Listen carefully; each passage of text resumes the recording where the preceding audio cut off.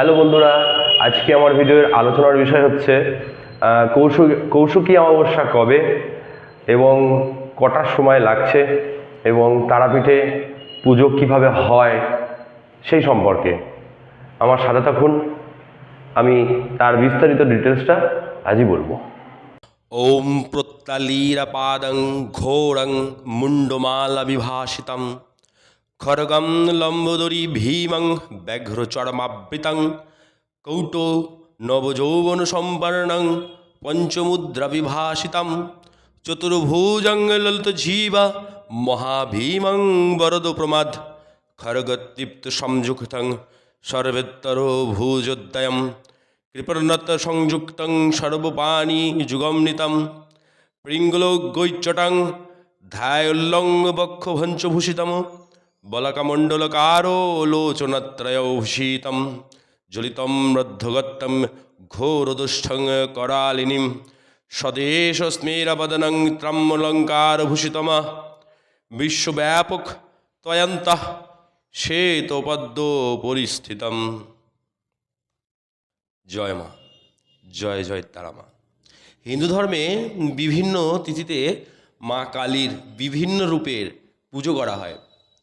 দেবীর আরাধনার সর্বজনন বিধিতা ভাদ্র মাসের শুরুতে যে অমাবস্যা, সেটাকে কৌশিকী অমাবস্যা নামে পরিচিত। এই পুজোর সঙ্গে জড়িত আছে নানা পৌরাণিক কাহিনী। কৌশিকী অমাবস্যার পবিত্র লগ্নে তারাপীঠ মন্দিরে বিশেষ উপচারে পুজো করা হয় মা তারার। কৌশিকী অমাবস্যায় তারাপীঠ শ্মশানে চলে তন্ত্রমতে বিশেষ যজ্ঞ। বৌদ্ধ ও হিন্দু তন্ত্রে এই দিনে এক বিশেষ মাহাত্ম্য আছে। তন্ত্রমতে এই রাতকে তারারাত্রিও বলে। এক বিশেষ মুহূর্তে স্বর্গ ও নরক দুই দরজার মুহূর্তের জন্য খোলা ও সাধক নিজের ইচ্ছামতো ধনান্তক অথবা ঋতান্তক শক্তি সাধনার মধ্যে আত্মতস্থান করেন এবং সিদ্ধি লাভ করেন। 2 সেপ্টেম্বর 16 ভাদ্র সোমবার অহরাত্র থাকবে।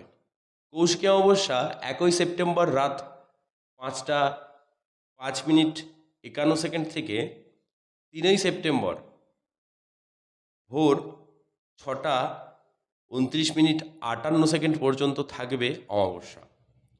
কথিত আছে সাধক বামাখ্যাপা 1274 বঙ্গাব্দে কৌশিকী অমাবস্যায় তারাপীঠ মহাশ্মশানে শ্বেত শিমুল বৃক্ষের তলায় সিদ্ধি লাভ করেছিলেন। ধ্যানমগ্ন বামাখ্যাপা এদিন তারামায়ের আবির্ভাব পান। এছাড়াও শোনা যায় ওই তিথিতে কৌশিকী রূপে মা তারা বিশেষ সন্ধিক্ষণে শম্ভু নৃসিংহ নামক অসুরদের দমন করেছিলেন। সেই নাম থেকেই কৌশিকী অমাবস্যা নামটি এসেছে। মা তারা হলেন দশমহাবিদ্যার দ্বিতীয় মহাবিদ্যা। কৌশিকী তারই আরেক রূপ। মার্কণ্ডেয় পুরাণ মতে একসময় মহিষাসুরের অত্যাচারের দেবতারা অতিষ্ঠ ছিলেন। তখন দেবী দুর্গা মহিষাসুরকে বধ করেন, কিন্তু এই শান্তি বেশি দিন থাকে না। শুম্ভ নিশুম্ভের অত্যাচারে দেবতারা অতিষ্ঠ হয়ে পড়ে। এরপর সকলের পার্বতীর শরণাপন্ন হলে দেবতা রক্ষা করতে মা মহামায়া তার ইচ্ছাশক্তি জাগ্রত করে এক দেবী মূর্তিতে জন্ম নেন, মা তারা। তো এই হলো আজকের আলোচ্য বিষয়। অবশ্যই 2 তারিখ সেপ্টেম্বর মাসের রাতে আমি নিজেও থাকছি তারাপীঠ মহাশ্মশানে যজ্ঞাদির জন্য। নমস্কার। ভালো লাগলে অবশ্যই চ্যানেলটি সাবস্ক্রাইব ও লাইক কমেন্ট করে দেবেন। ওম সর্বমঙ্গলমঙ্গলে শিবে সর্বার্থ সাধিকে শরণ্যে ত্র্যম্বকে গৌরী নারায়ণী নমস্তুতে। ওম সৃষ্টি স্থিতি বিনাশনং শক্তিভূত সনাতনী গুণাস্ত্রয়ে গুণাময়ে নারায়ণী নমস্তুতে। ওম নমো নারায়ণী নমস্তুতে।